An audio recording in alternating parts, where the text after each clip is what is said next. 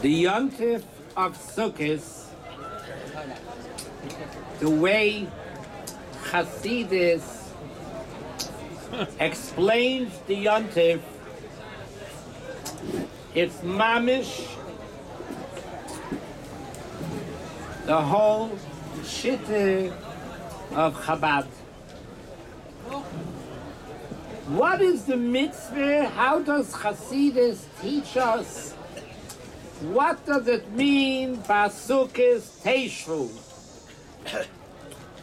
There's a mitzvah that the sukkah, we have to take the sukkah and it has to come into us bihis yashris. We have to internalize all the things that went on Rosh Hashanah, on Yom Kippur. Fantastic, we were on a high. We were unbelievable. But what does Chassidus say? You gotta internalize all the emunah that a yid has, which is very powerful, but it's encompassing, but it's removed from you. We don't necessarily realize what we believe in. There's a famous Gemara that Chassidus talks about, that a thief, a ganif, could pray to Hashem before he makes a holdup, and he could pray to Hashem, please make it a successful holdup. Are you out of your mind? You're asking Hashem to give you success in a holdup which is against Hashem? How could you ask Hashem that? Because this is the nature. You could believe and believe and believe, and you contradict yourself 24 hours a day. The only way is to work on yourself, to internalize, to think. That's what Chassidus is all about, in case anybody's interested. Chassidus is material to meditate, material to contemplate. There's no other reason that we were given Chassidus. Chassidus is not an information booth to tell us what's going on. The whole purpose of Chassidus is to internalize, to think it and realize that this is real, this is the truth, and to make it that this is my truth. This is the whole yontif of sitting in a sukkah. The sukkah, which is esoteric, it's above me, above my mind. You're supposed to internalize it. The whole message of Sukkos is emunah. You're not going to make it with emunah. You got to take the emunah and learn about it and think about it, and again and again and again, to talk to yourself.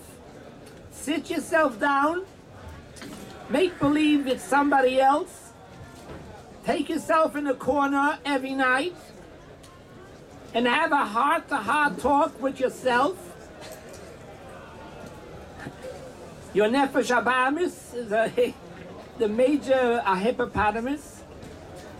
You don't have to go to the Bronx Zoo, because we got a local behemoth that is going to make the hippopotamus small potatoes. We have our local behemoth like there's no tomorrow. And the Alter Rebbe says in Tanya that the whole purpose why a neshama came down on this world is to work on your behemoth, to work on your animalistic soul. That's the only reason you came down. How do you work with your behemoth? You have to learn Chassidus and realize that every word in Chassidus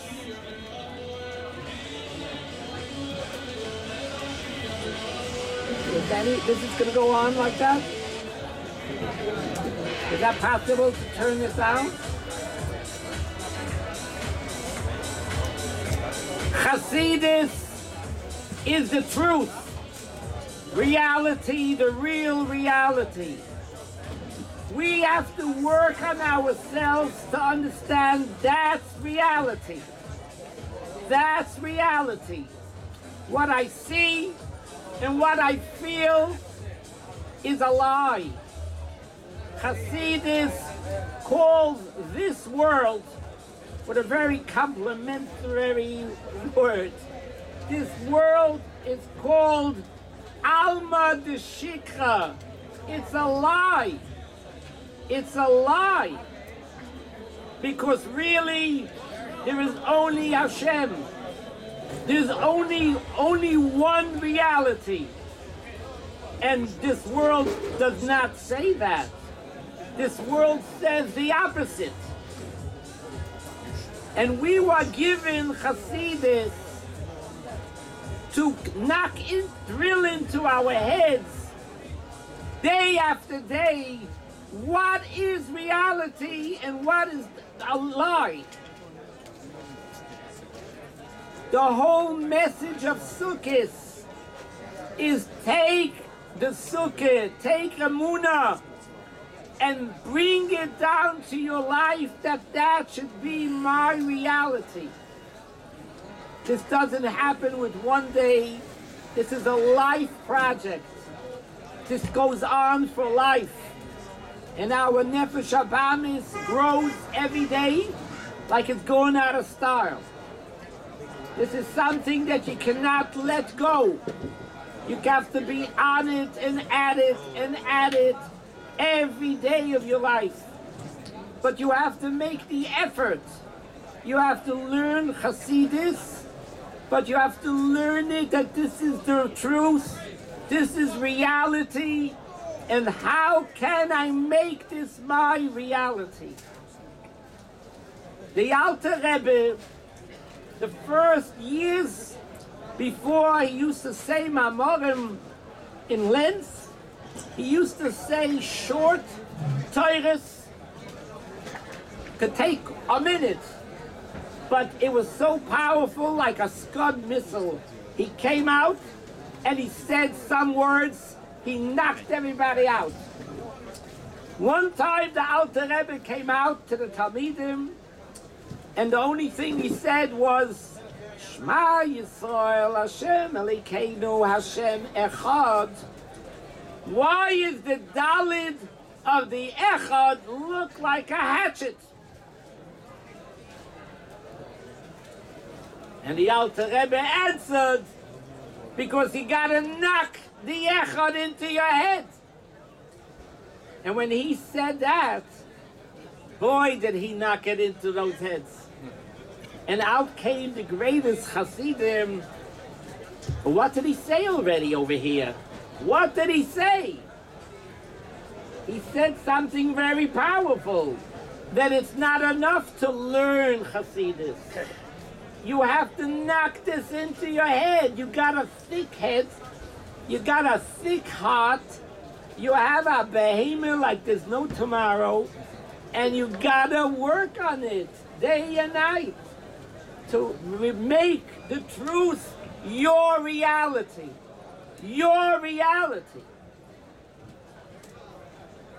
You know, when you say Shema Yisrael, we have a custom that we cover our eyes with our hand, and we say Shema Yisrael.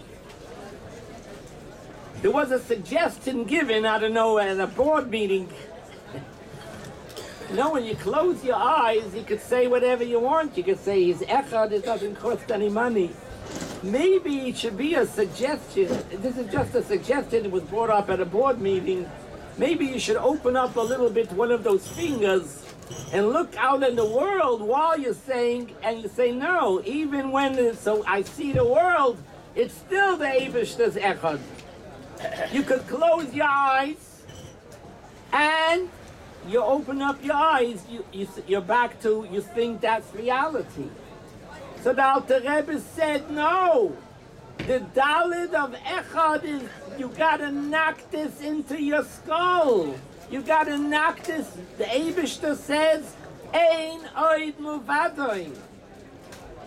That's against everything I live by. And yet, that's the truth. The whole Hasidus in a nutshell. If somebody were to ask you, can you please tell me in one sentence, what is Hasidus? Hasidus teaches us that Hashem is the only reality. Period. Nothing exists, only Hashem. That's the whole Hasidus. But you could say it, you could think it, but do you live it? And that's the message of Sukkos. Sukkos teishu. You gotta take these lofty concepts and bring it down to your reality.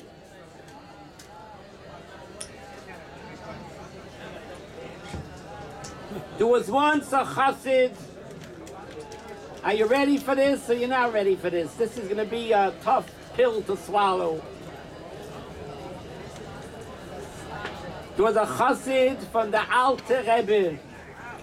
You got to understand, we're not talking about a chassid like today who eats ice cream or pizza. You're talking about a real Baal Madrege, a chassid from the Alter Rebbe, and he had only 3 questions, a problem. He had 3 questions in his life. You ready or you're not ready? He had 3 questions. The first question he asked, could you tell me who is God? What is God? Now he's asking, a chassid from the Alter Rebbe, you don't know what's God? Go back to Cheder or ask your parents. Apparently, he must have asked something. We'll soon see what he asked, but we'll see what an answer he got. So one question he asked, excuse me, Rabbi, can you please tell me what does it mean, God? The second question, the second question, what is a Jew? Good morning. You don't know what's a Yid? He said it in Yiddish. Was is a Yid? Second question. Question number 3. And how does the Jew connect with Hashem? Those were his 3 questions. You got it? You listening? You're a sweet guy. You'll remember those 3 questions? Which what? Was ist Gott? Was ist ein Yid? Und was ist their Verbund? And how do they connect? This was his problem in life. Now, you would say, this is simple. This is simple. He should know this by now, wouldn't you think? Huh, Dave? Now he's asking this question, what's a Yid? How do you connect? Aren't you familiar with the Jewish religion? What did he ask over here?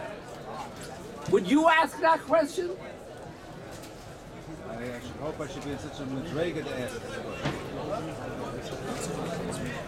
So the Alter Rebbe answered, hello? How are you? You listening? Are you listening? Now I am. Now you are. So should I say over the questions? You got the 3 questions? I said this chassid asked the Alter Rebbe 3 questions. What is God? What does God mean? What is a Jew? And how do they connect? You think you could memorize that? I understand. Huh? Yes. Okay. Everybody got it? So the Alter Rebbe answered with a niggin, because he always used to say things with a niggin. And he said, what is God? Was is God? Is klar faran, und chutz is klar gar nicht faran. He is for sure, and besides him there is nothing else. That's the translation of the word God. This is a very powerful point. You say Hashem is the creator, the provider, the king of the world. That's not the meaning. Meaning of what Hashem means, he's the only existence, he's the only reality. That's what Hashem means. That's the whole Tanya, that's the whole Chassidus. And when you say every day in the morning, Shema Yisrael, Hashem Elokeinu, Hashem Echad, what you have to, according to what the Baal Shem Tov taught us, according to what the Alter Rebbe taught us, the meaning of the word Hashem Echad means Hashem is the only existence. There is nothing else existing because everything is Him. There's nothing outside of Hashem. What is a Yid? You ready for this? You're not ready for this. Says the Alter Rebbe, a Yid and only a Yid could realize the hair, I don't know what the English word for deher means, could come to this understanding or realization that God is the only existence. Only a Yid could have such a realization that God is the only existence. Why? Because the Alter Rebbe explains in Tanya, in Perik Yutes, that the nature of the neshama, it doesn't have its own self. It doesn't have a self. Its whole being is only Hashem. The Alter Rebbe says something very important for everybody. That when the Torah says that the neshama of a Yid is likened to fire. Why to fire? Says the Alter Rebbe something unusual. Fire always goes upwards. If you don't have a wick or something to hold the fire down, the fire goes away. Where does it go? It's going to its source. Where is the source of fire? Under the moon. But when this fire goes to its source, it no longer is fire. It becomes a part of the source. So why is he going? He's going to a place where he's no longer going to be. There's nothing that we know of that has that quality. Wants to go to its source, although it no longer will be fire. It will be a part of something higher than fire. And yet, that's the fire. That is why the Eibishter says that a Yiddish neshama is compared to fire. That just like fire doesn't have a self, the same way a Yid, his whole Metzius is only Hashem. He doesn't, Hashem means, Hashem is the only Metzius. How could you? You want to be with Hashem, it doesn't mean you want to feel better. There's a misunderstanding. The whole world, when they know about Gan Eden, there's a lot of people hoping for Gan Eden. They're preparing themselves with fresh linen, air conditioned. I want to go to Gan Eden. I want to have a good spot there. But there's something that they don't realize. That when you go to Gan Eden, you don't feel yourself anymore. And if you are going to feel yourself, you're in the wrong place, you're in Gehenna. So you might not, you want to have a little bit of a recalculation if you really want to go there. Because the Gan Eden that you think you're going is called Gehenna. If you still are going to feel yourself there, you're in the wrong address. You're in the microwave oven. You're not in Gan Eden. Gan Eden is where the only thing is felt as the Eibishter. So what do you want to go there? You want to give up everything you have? The little cupboard that you have your stender, you have your something, a little Gan Eden. You're going to forget it. You might want to reconsider. Maybe you don't want to even go there. You want to give everything up. But the Alter Rebbe explains that the neshama has no self. So only a yid who is bechlal not no metzius could comprehend that the Eibush is the only metzius. But any besides the neshama, Hashem is a contradiction to me. Hashem says He's the only existence, and what do I say a whole day? I'm the only existence. We don't get along. We have a head. This is like two cars going against each other. It's a head-on collision. Hashem says I'm the only Metzius, and I say a whole day I'm the only Metzius. So we're really not getting along. We got a little bit of a misunderstanding here between us and Hashem. We got to make up our mind who comes first. Is it He or me? Both don't go. Both don't match. Both don't go together. Hashem says I'm the only Metzius, and I say I'm the only Metzius. So what's going to be over here? Says the Alter Rebbe, says to Yechidus, to this Chassid, you ask me what's a Yid? A Yid is one who could deher that the Eibush is klar voran und chutzem is klar gar nicht voran. So we got 2 answers out of 3, yeah? Hello, everybody? What was the third question? Everybody sleeping already? How do they connect? And how do they connect? What is it? Says the Alter Rebbe. How do they connect? Mit der Koch, with the excitement, working on this project, thinking always that God is the only Metzius. And besides Him, that's the connection. The Koch, as is klar voran, und chutzem is klar gar nicht voran, that's the connection. That is what Hasidus is in a nutshell. When you're learning Maimorim, it doesn't matter if you're learning Samach Aleph, Samach Beis, Samach Gimel, Samach Dalet, Samach Vav, Ayin Beis, Ayin Gimel. Every Maimer is talking one Nekudah. Ein Oid Movadoi. No matter how it's spelled, how it's explained, the bottom line of every Maimer is to knock into your head what is Ein Oid Movadoi.